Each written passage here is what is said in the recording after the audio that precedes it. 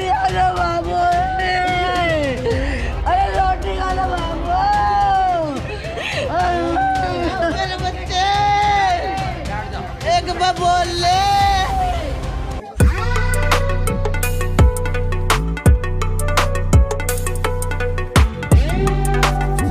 कोई भी किसी को कुछ नहीं पता, आज हमारा है किसी और का जाएगा, उसको भी पता लगेगा, उसको भी उनका जाएगा।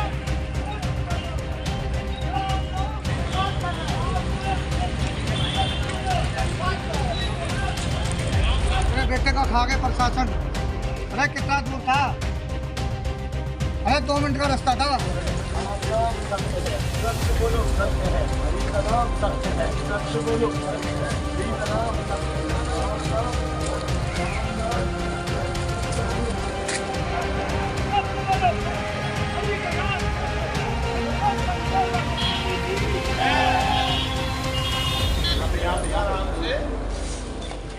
सारे भाई पहले परिवार की चिंता ले लो, उसके बाद अपना सभी देवे वहाँ साइड में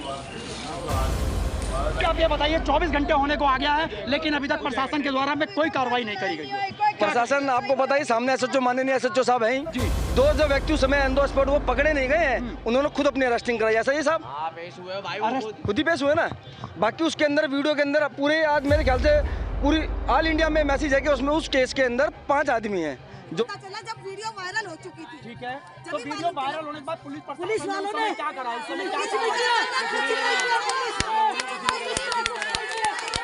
भी पता लगेगा,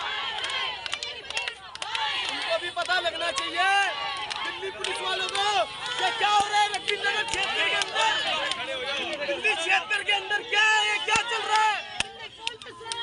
कोई सुनवाई नहीं है, कोई कुछ नहीं है। रोड पे सरेआम मर्डर है, रोड पे सरेआम मर्डर है। पुलिस सो रही है क्या? पुलिस सो रही है, पुलिस सो रही है। दिल्ली में सरेआम मर्डर, रोड पे चलते समय, बैटरी रिक्शा चलता समय मर्डर। पब्लिक वहाँ पे पब्लिक प्लेस में वीडियो बनाई जा रही है, पब्लिक प्लेस में वीडियो।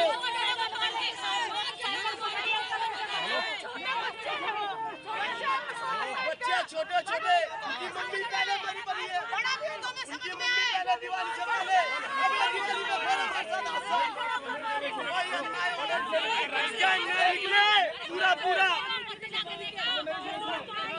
नमस्कार साथियों, हम हैं दिल्ली में, दिल्ली के रघबीर नगर जो कि जय कॉलोनी है, और यहाँ पर तादाद उन लोगों की बहुत ज़्यादा है जो गरीब तबके से आते हैं और जो नशे के बीच में रहते हैं।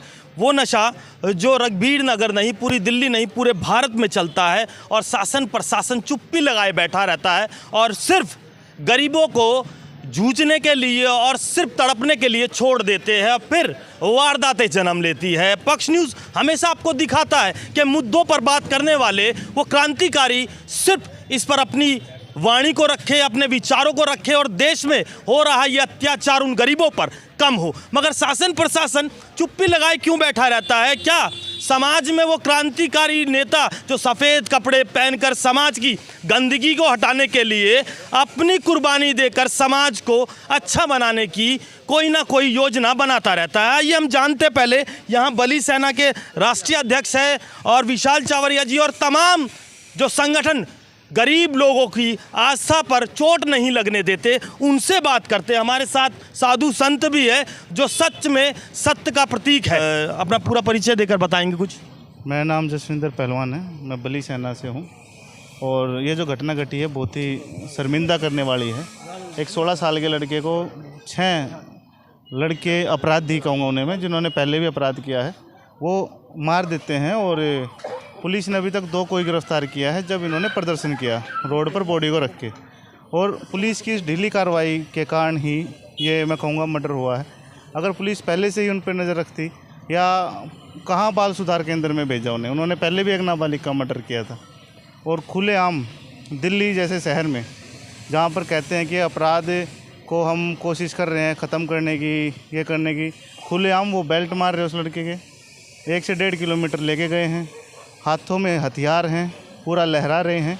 क्या कर रहे हैं यहाँ का प्रशासन? सत्ता में बैठकर सफ़ेद कपड़े पहनकर समाज को एक ताकत बनाने का काम करती है। क्या कहेंगे इस बारे में? नहीं, समाज को ताकतवर बनाने का काम नहीं करते। वो सिर्फ इलेक्शन लड़ने के लिए टिकटें खरीदते हैं और टिकटें जो पैसा वो टिकटें खरीदने में लगाते हैं उन्हें वो पूरा करते हैं। पूरा वो करते हैं इस तरह के अपराधियों को शरण देकर, उनके सट्टे के, शराब के, स्मैक के, गांजे के, इस तरह के कारोबार चालू करवा कर। ये नेता जो है ना तो हमारी संसद में आवाज़ उठाते, ना विधानसभा में आवाज़ उठाते। तो ये हमारा कोई नहीं है, ये सिर्फ एक जैसे कहेंगे कातिया के कुत्ते हैं ये, जिनके गले में बेल्ट डाल रखा है। जो कातिया कहता है वही बोलते हैं और वही भोंकते हैं। क्या कहेंगे प्रशासन को देखते हुए, क्योंकि जब लोग आक्रोश में आते हैं जब भी उनकी सुनवाई होती है? देखिए, आम जनता की बहुत ही, मैं तो कहूँगा, बुरी कंडीशन है कि उन्हें हर छोटे से छोटे आंदोलन के लिए, घटना के लिए आंदोलन करने पड़ते हैं। बड़ी से बड़ी घटना होती है फिर आंदोलन करने पड़ते हैं। तो एक लेबर जिन्हें कहेंगे उन्हीं की स्थिति बहुत ख़राब है। अगर ये केस किसी जर्नल कम्युनिटी के किसी के साथ होता तो अब तक यहाँ पे पुलिस का पहरा इनके घर से ही ख़त्म नहीं होता कि पहले अपराध कर रखा है, उन्होंने मर्डर कर रखा है, उन्होंने फिर एक मर्डर कर दिया। अब ये 2 बाबू बेटे हैं और 1-2 बहनें इनकी, उनको भी खतरा हो सकता है इस चीज़ से, क्योंकि ये जब केस लंबा चलेगा तो उसमें बहुत सी समस्याएं इनके सामने आएगी, आर्थिक समस्याएं सामने आएंगी। तो इसके बारे में यहाँ के एमएलए, पार्षद और जो पुलिस प्रशासन उन्हें सोचना चाहिए कि परिवार की क्या कंडीशन है। अभी हम सिर्फ आपको ये बताना चाहते हैं, जितने भी क्रांति लोग होते हैं जो शांति प्रतीक, जो अपनी सोच को अपने समाज में फैलाते हैं, उन्हीं समाज की सोच को रखने हमारे साथी विशाल चावरिया जी आए हैं, जो समाज में हर जगह पहुंचकर उनको योगदान देते हैं। विशाल चावरिया, क्या कहेंगे, ये नशे प्रथा कम नहीं हो रही? जय कॉलोनियों में या झुग्गी झोपड़ियों में ज़्यादा चल रही है और शासन प्रशासन सिर्फ यहीं पे चुप्पी लगाए बैठा है, बाकी पोश एरियो में कोई गलत काम दिखता नहीं है। क्या कहेंगे इस बारे में? यहाँ प्रशासन फैल दिखता है हमारे को, और पूरी दिल्ली का प्रशासन फैल दिखता है हमारे को। आज दिल्ली एक बम बन चुकी है गलत लोगों का, जो गलत वारदातें हो रही है, मर्डर करने वालों का, हत्या करने वालों का दिल्ली एक ठिकाना बन चुकी है।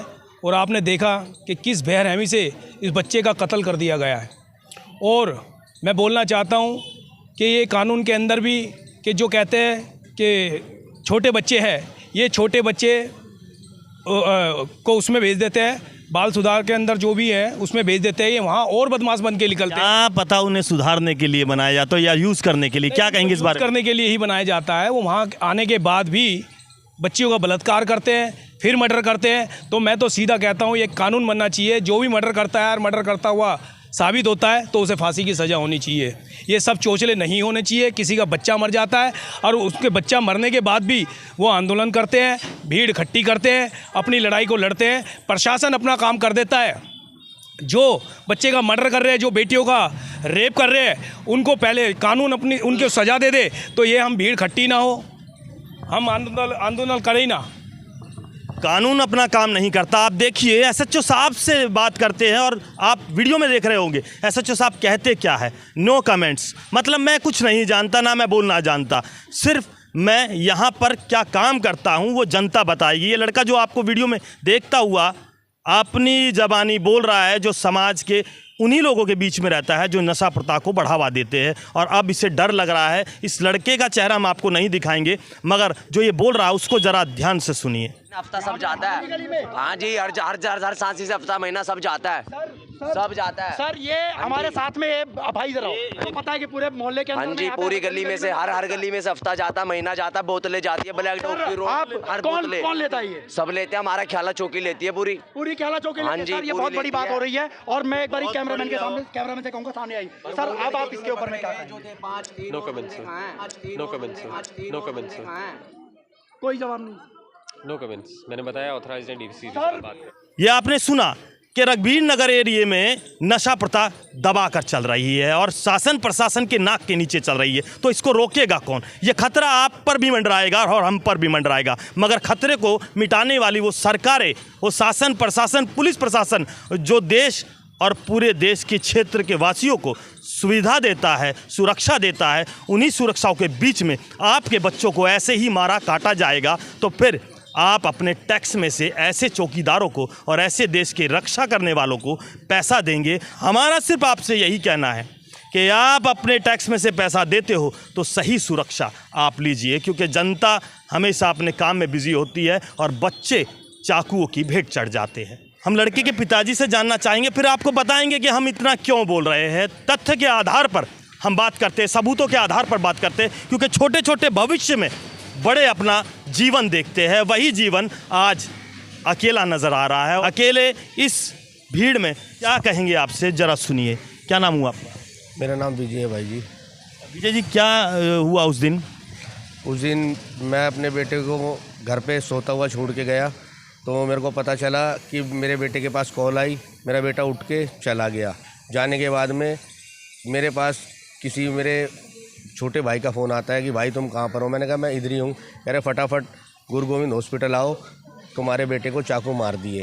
ये वीडियो में आप देख रहे होंगे, स्क्रीन पर चलता हुआ ये वीडियो आपको दिखाता है कि किस तरह उस बच्चे को ये बेल्टों से मारते हुए ले जा रहे हैं। वीडियो बड़ा वायरल हुआ है, मगर इस पर संज्ञान लेने वाली पुलिस अभी तक नाकाम है। सिर्फ 2 लोगों को पकड़ा गया है। ये बाप के आंसू पूरी फसल को बिगाड़ने वाले लोगों को अभी तक कैद नहीं कर पाई है, वही पुलिस पकड़ नहीं पाई है जिस पर आप अंधविश्वास कर रात में सो जाते हो। क्या कहेंगे इस बारे में? मेरे बेटे को उस गलियों के अंदर घुमाया गया, बेरहमी से बेल्टों से पीट रहे थे। वहाँ पर किसी ने मेरे बेटे को बचाया भी नहीं। मैं यही कहना चाहता हूँ, मेरे बेटे को जो उन्होंने किया, हाथ तोड़ देते, पैर तोड़ देते। वो अपने बहन भाइयों को देखता था। सब क्या ऐसा किया होगा जो इतनी संगीन जो उसको सज़ा दी है? मैं तो जी, मेरा बेटा यहाँ पे जितना भी हमारा मोहल्ला पड़ोस है, आप किसी से भी पता कर लो, वो लड़का गलत नहीं था। ये इतनी भीड़ मेरे मोहल्ले पड़ोस की है, आप किसी से भी पूछ लो। अगर उस लड़के का यहाँ पे कोई रिकॉर्ड गलत है या थाने के अंदर या चौकी के अंदर उसका कोई रिकॉर्ड है गलत, तो फिर उसके बाद में आप जो कहो। उन लड़कों का क्या रिकॉर्ड है जिन्होंने मारा? उन लड़कों का जी मैंने तो यही सुना, वो पहले भी जेल वेल जा चुके हैं। ठीक है साथियों, मैं आपको बताना चाहता हूं, जेल बनती है सुधारने के लिए। अगर कोई व्यक्ति, कोई इंसान जिसमें मानवता जाग जाती है तो जेल उसे छोड़ देती है। न्यायपालिका उसे सुधार करने के लिए क्षेत्र में छोड़ देती है। मगर यहाँ विफल वो सरकारें, वो कानून, वो बाल केंद्र सुधार जिसे किशोर पुलिस कहते हैं, वो यहाँ विफल नज़र आता है। और वही क्राइम करते हैं जो जेल से छूट कर आते हैं। उनके हौसले और बढ़ जाते हैं, मगर यहाँ वो लोग जो मेहनत करके खाते हैं वो बलि चढ़ जाते हैं। आप क्या कहेंगे इस बारे में, जो यहाँ आपको सुरक्षा नज़र नहीं आएगी, पुलिस थाने के पीछे मर्डर होंगे, तो फिर पुलिस का क्या काम होगा यहाँ पर? देखिए, मोदी जी ने कहा आत्मनिर्भर बने, मतलब कि सरकार के किसी के भरोसे ना बैठें। तो मुझे लग रहा है सुरक्षा के मामले भी हमें आत्मनिर्भर बनना पड़ेगा। हमें खुद ही सुरक्षा करनी पड़ेगी और खुद ही अपराधियों को सज़ा देनी पड़ेगी। जिस हिसाब से ये माहौल बन रहा है, हम बस बाबा साहब के संविधान को मानने वाले लोग हैं। अगर बाबा साहब का संविधान ना होता तो फिर हम भी इनको दिखा देते कि कैसे मर्डर का बदला मर्डर होता है। हम बस बाबा साहब के अनुयायी हैं, इसीलिए संविधान से चल रहे हैं और देखते हैं ये संविधान को बदल दे और फिर हम अपने हिसाब से चलेंगे। मैं आपको बता दूं, सीधे पेड़ों को ही काटा जाता है, टेढ़े पेड़ों को कोई नहीं काटता। यहाँ जो सीधा होता है, जो सच बोलता है, जो सीधी राह चलना चाहता है, उसको मौत के घाट उतार दिया जाता है। हमारे साथ संत है, हमारे महाराज है, जरा इनसे जानेंगे इनके विचारों को कि देश की व्यवस्था क्यों बिगड़ती जा रही है। धर्म के नाम पर देश में वाहवाही लूटने वाले वो सत्संग ही सुन ले, जो अपने मंदिर, मस्जिद और गुरुद्वारों में देश की व्यवस्था को सुधारने के लिए सत्संग प्रचार करते हैं, मगर इतने मंदिर, इतने गुरुद्वारे बनने के बाद भी इंसानियत यहाँ नज़र नहीं आती। दिल्ली नहीं, पूरा भारत इस आग में झोंका जा रहा है और युवा बच्चे अपने जीवन को बर्बाद कर रहे हैं। क्या करेंगे महाराज जी, कुछ अपना परिचय देंगे और बताएंगे इस वारदात के बाद आप क्या समझेंगे, क्या इंसानियत जिंदा है? मैं विराटनाथ महाराज, यहाँ हम आए हैं और घटना की पड़ताल करने के लिए आए हैं। न्याय चाहिए और इसके लिए जो भी प्रशासन ने नियुक्ति की है, यहाँ थाना है, पुलिस थाना है, उसको उसकी निष्पक्ष होकर के जांच करनी चाहिए और जांच में जो भी लोग अपराधी हैं उन लोगों को उन्हें दंडित करना चाहिए।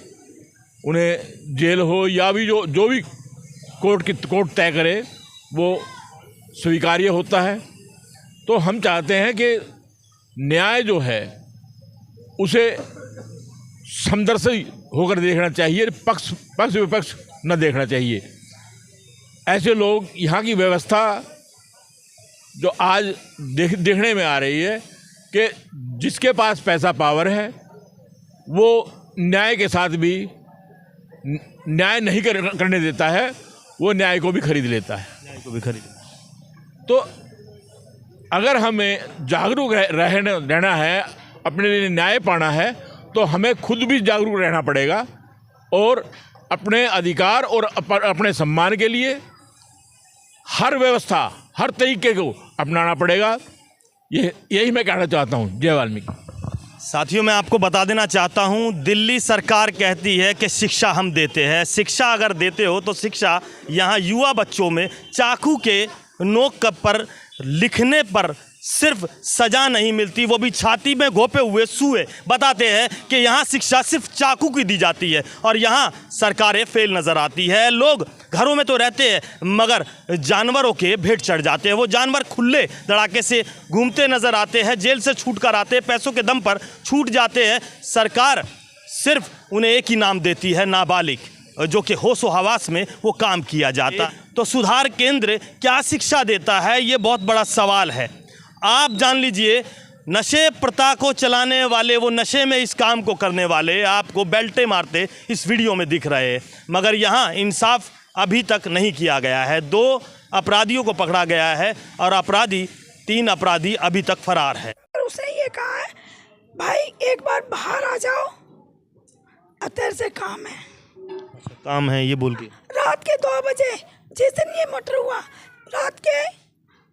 जितनी मर्डर हुआ उससे एक दिन पहले उसने रात को फोन किया, रात के 2 बजे। तो दक्ष को दीपक ने किया। तो वो अपने बाप के डर से वो नहीं गया। फिर दूसरे दिन फोन किया 4 के और 5 के बीच में दीपक ने भाई आजा, मेरे को तेरे से काम है। अच्छा, दीपक के माँ बाप या दीपक कहाँ रहता है, कुछ मालूम है? मुझे कुछ नहीं पता उसके बारे में, कहाँ रहता है। कितनी उम्र होगी दीपक की? मुझे नहीं पता। वो लड़के आए हैं, 4-5 लड़के आए हैं, तो उन्होंने उसे खींच के ले गए हैं वो। तो अब ऐसे करके टीटे के ढाबे के इधर से बेल्टों से मारते हुए लाए हैं। वो सबको कह रहा हाथ जोड़ के, मुझे बचाओ, मुझे बचा लो आंटी, मुझे बचा लो अंकल, बचा लो। किसी ने भी उसको नहीं बचाया। खूब बेल्ट मारी है उसे। फिर ये डिवाइडर के इधर मंदिर के पास में बुला के उसको खींच के उसको चाकू घोंप दिए। कितने चाकू मारे? 35 चाकू से मारे। वो इतना खुला हुआ था वो इधर से। ठीक है जी, उसका बहुत बुरा हाल कर दिया। वो सबसे रिक्वेस्ट कर रहा था, मुझे बचाओ। उन्होंने किसी ने भी नहीं बचाया। मेरा बच्चा ऐसे मर गया बुरी तरीके से। कितने लोग बताए जा रहे हैं? 5 लड़के थे। कितने गिरफ्तारी हुए? मुझे नहीं पता। वो कहते हैं, वो कह रहे 2 लड़के हमने गिरफ्तार कर लिए तो ना। तो हम गए थे उधर, थाने में गए थे, तो मैंने कहा हमें दिखा दो लड़के कौन से बंद किए आपने, पर उन्होंने नहीं दिखाया। हमने कहा वीडियो दिखाओ, क्या है, कहाँ क्या हुआ है, हमें बताओ। करा उसके डैडी को दिखा दिया ना, हर किसी को हम नहीं दिखाएंगे। मतलब जो चाकू जहाँ मारे, पुलिस वालों ने बोला हमें थाने में, वहाँ से होके हम थाने में गए। और मेरे बड़े बेटे को भी नहीं दिखाया, कुछ नहीं दिखाया। पुलिस वाले उनकी पकड़ में है, हमारी पकड़ में नहीं है। वो हमारे लिए कुछ भी नहीं कर रहे हैं, हमारा सुलझाव नहीं हुआ है। हमारे उन लड़कों के घर पे प्रोटेक्शन दे रखी है, घर में से हमारे गए, प्रोटेक्शन उन्हें दी गई। लड़कों को जानते हो आप जिन्होंने मारा? किसी को जानते हो? हम नहीं जानते, बस हमें नाम पता उनका। नाम क्या क्या है उनका? एक का नाम वो है अंशु टेड्डा बोलते हैं उसको, और एक का नाम लखन है। और 5 लड़के हैं ये, 5 लड़के। और पुलिस वाले बोल रहे हैं 2 ही थे। वीडियो भी हमारे पास। 5 लड़के, 5 लड़कों ने दक्ष को मारा। अब हम ले चलते हैं आपको उस क्षेत्र में, उस गली में, जिस गली में उस बच्चे को दिन दहाड़े चाकू के भेंट चढ़ा दिया गया। पब्लिक कहाँ थी? पब्लिक के आगे हाथ जोड़ रहा है वो कि मुझे बचा लो अंकल आंटी। वीडियो के अंदर भी बाइक पे बंदा बैठा हुआ है और 2 बंदे उसके साथ खड़े हैं, बाइक पकड़ ली, लटक गया है वो बाइक पे कि मेरे को बचा लो अंकल जी, मुझे बचा लो, मेरे बच्चे को किसी ने नहीं बचाया, किसी ने भी मेरे बच्चे को नहीं बचाया। वीडियो में साफ साफ है 3 जने खड़े हुए हैं, किसी ने नहीं बचाया। अगर जहाँ चाकू घोंपे गए वहाँ की कोई वीडियो फुटेज है? हमें कोई वीडियो वगैरह पुलिस वालों के पास, सबके पास, पुलिस वालों के पास वो वीडियो है पर उन्होंने हमें नहीं दिखाई। आपको नहीं दिखा? नहीं दिखाई। पुलिस वाले कह रहे थे पहले आप इस वो करो, संस्कार करो, फिर हम आपको दिखाएंगे। पुलिस पर कितना भरोसा करते हैं आप? भी नहीं है, हमें 1% भी भरोसा नहीं है पुलिस वालों से। हमने इतनी रिक्वेस्ट करी, हमने पैर हाथ जोड़ पैर पकड़े उसके कि हमें एक बार दिखा तो दो कौन है वो बंदे जो तुमने गिरफ्तार करे। कह रहे नहीं, हम ऐसे नहीं आपको दिखाएंगे। तो हमें नहीं पता उन्होंने गिरफ्तार करे भी है कि नहीं करे।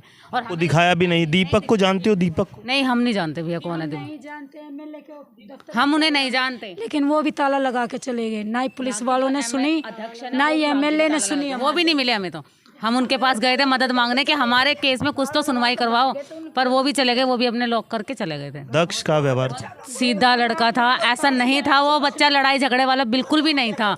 वो ऐसा था, अगर हम उससे कहेंगे, अपने डैडी से इतना डरता था, अपने डैडी के बगैर पूछे नहीं जाता था कहीं। उसने बस ये तो सुल्तानपुरी रहते थे, इसकी दादी के पास रहता था, आ जाता था ना इस पेड़ के पास से, घर में रहता था, इनका ध्यान रखता था। एक इतना सा बच्चा उनका, कभी भी दादी नमस्ते कोई कह ही नहीं सकता। ऐसा लड़का होता तो हम नहीं कहते भाई ये तो गलत लड़का था, नहीं था, बिल्कुल भी गलत नहीं था। इतना अच्छा लड़का, उसकी माँ मर गई थी, 2 साल हो गए हैं। हम तो रुका हुआ भाई, उसको न साफ मिलना चाहिए, मिलना। कारण क्या रहा है झगड़े का कारण जो ये मर्डर हुआ है? हमें ये कुछ भी नहीं पता है क्या कारण है क्या नहीं। ये तो दीपक ही बता सकता, क्योंकि जिसने बुलाया, हमें कुछ ही नहीं पता। और दीपक भी हमारे घर पे अभी। दीपक कहाँ है अभी? मैं घर ही नहीं जानती भैया। आपको मालूम?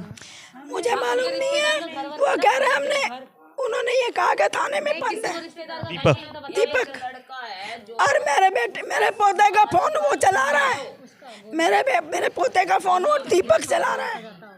वो कहता मैं आऊंगा थोड़ा इधर से फ्री होकर लेके गया है मेरे भतीजे को, दक्ष को, और उधर ले जाकर उसका मर्डर करवा दिया। दीपक ने ही कराया, मैं तो लगता है उसने ही कराया। भाई जितने 5-6 जने थे, हाथ जोड़ के ये गुजारिश है कि उनको फांसी दी जाए। हमारा बच्चा भी गया है हमारे घर से, पर उसे भी फांसी दी जाए। 35 चाकू लगाए गए और फिर भी प्रशासन चुप्पी लगाकर 2 लोगों को गिरफ्तार कर लेता है। करता है या नहीं, और क्या कार्रवाई उन पर की गई है जो लोग दोषी थे? 3 लोग फरार बताए जा रहे हैं। वो क्या नाम है, कौन है, कहाँ से आए, कुछ नहीं मालूम। मगर जो दक्ष था उसका व्यवहार कुछ ऐसा था कि सबके दिलों पर उसकी एक बोल राज करती थी। तो मैं ले चलता हूँ आपको उस जगह जहाँ बेल्टों से दक्ष को मारा गया। सुना आपने जो अपराधी बाहर छूट के आए हैं, उन्होंने कैसे दक्ष को वारदात के अंजाम को उतार दिया? अभी 2 लड़के जो जेल से उतरे हैं, मतलब जो जहाँ ये इनके साथ के बंद थे, जो ये लड़का दीपक जो हमारे भतीजे को लेके गया है, मैं उसका चाचा हूँ, करण नाम है मेरा। उस पर कॉल करी, उसको बुलाया गया मारने। वो दीपक को वाले थे, पर वो साथ में ले गया, हमारे दक्ष को उतार दिया स्कूटी पे से, और खुद ने स्कूटी मोड़ दी और उसको फंसवा दिया वहाँ पे। रंजिश सारी दीपक की थी, हमारे उसका कोई मैटर नहीं था। वो अपना सामान लेने गया था वहाँ पे, वो मोमोज लेने गया था। वो गुनहगार लड़का है, उसकी आप कॉलोनी में आके किसी से भी पूछ लो कि कोई लड़ाई झगड़ा हो, उसे आए हुए घर पे 15 दिन हुए। दीपक का जो स्वभाव कैसा है, नेचर वाइज कैसा? दीपक तो जेल काट के आया हुआ है पहले भी। दीपक को मारने गए थे वो? दीपक को मारने गए थे वो। तो दीपक ने उन्हें पकड़वा दिया? हाँ, दीपक ने, हमारे लड़के पे कोई गाड़ी वाड़ी नहीं थी, वो मोमोज लेने, बच्चों का वो है, खाने गया होगा, तो उसने उसको वहाँ उतारा होगा मोमोज पे। तो उसने उसको देख के, लड़कों को देख के भगाई गाड़ी और उसको दबोच लिया हमारे दक्ष को कि उसके साथ का लड़का है। मारने वो दीपक को थे। 35 चाकू मारे गए हैं दक्ष को, मगर अभी तक सही वजह बाहर निकल कर नहीं आ रहे। चलो समय पर आपको हम ज़रूर बताएंगे कि इस वारदात ने जन्म कैसे लिया। आप यहीं रहते हैं? यहीं रहते हैं। आपने देखा उस दिन चाकू जब लगे? मैं यहाँ नहीं था उस टाइम। नहीं, आपने देखा? देखा नहीं। वीडियो देखी आपने? बच्चे को मारा गया? नहीं देखा है? वीडियो तो नहीं देखी, बस इतना पता चला है कि एलवी लॉक के लड़के थे, और यहाँ पे मतलब जो मर्डर हुआ मेन यहाँ पे हुआ है। यहाँ पे हुआ है? हाँ जी, और शुरुआत वहाँ से हुई थी, पीछे पनवाड़ी की दुकान है, वहाँ से शुरुआत हुई थी, तो भागा भागी में यहाँ तक आए थे, और यहाँ पे मेन मर्डर हुआ। मार्केट में कत्ल हो जाता है, 7 साढ़े 7 बजे का समय बताया जाता है, मगर कोई भी यहाँ उस अपराध को, उस हैवानियत को रोकने के लिए तैयार नहीं होता। लोग यहाँ बोलते हैं इंसानियत तो है, मगर इंसान नज़र नहीं आते। अपराधी अपने काम को अंजाम दे देते हैं और वो लड़का अगर यहाँ लोग इकट्ठे हो जाते, वो जैसे चाकू लेके घूम रहे थे, बेल्टों से मारे थे, किसी हेल्प लोग इकट्ठा नहीं हुए। हाँ